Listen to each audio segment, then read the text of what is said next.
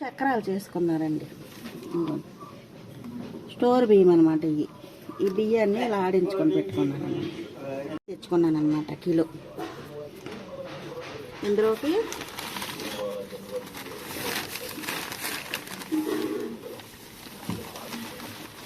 అరకిలో శనగపిండి తెచ్చాను అనమాట. ఇంకొంచెం వేసాను.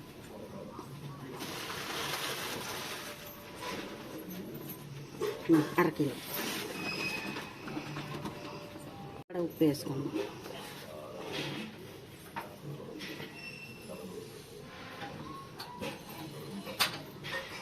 తినేసి కూడా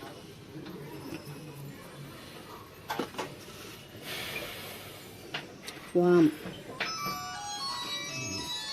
కొంచెం ఎక్కువ వేసుకున్నా బాగానే ఉంటుంది. ఇంకొక 100 గ్రాములు నువ్వులు,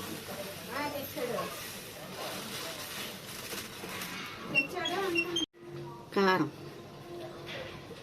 3-4 చెంచాలు వేసుకున్నాం.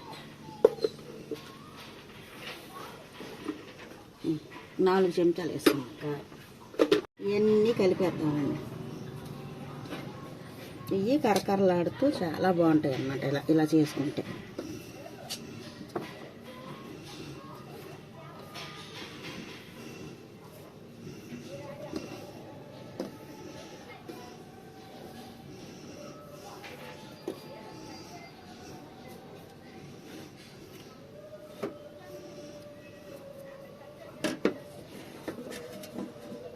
ఇంకో నీళ్ళు వేడి చేసుకున్నాను అన్నమాట.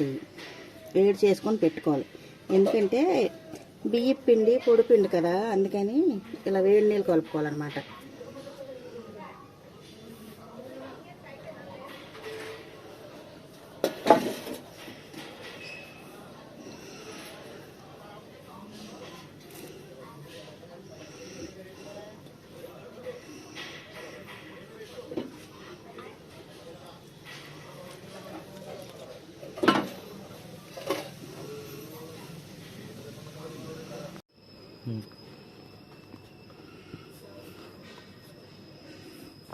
ఇదిగోండి,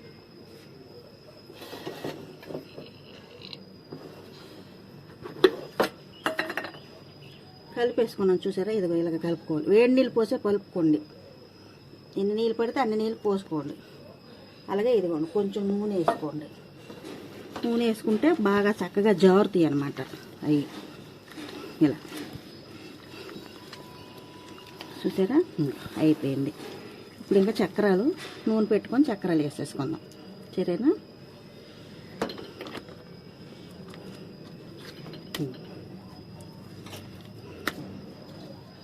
నూనె పోసేసుకుందాం. ఇదిగోండి ఇలా కళాయిలు, ఎడల్పు కళాయిలో పోసేసుకోండి. మినప కళాయి లేకపోయినా పర్వాలేదు, ఇలా ఎడల్పు కళాయి ఉంటే చాలు.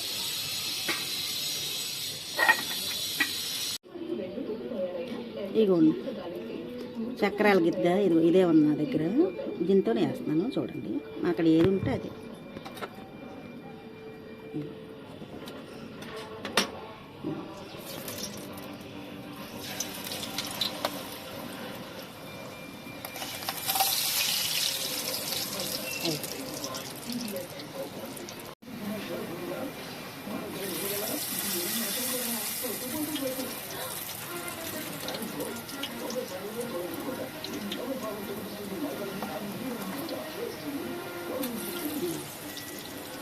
అంతే.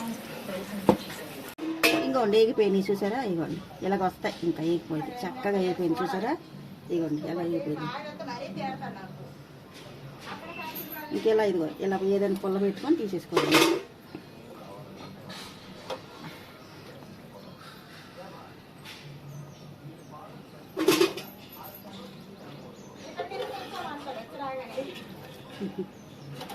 అలా వచ్చే చక్కగా ఇవ్వండి.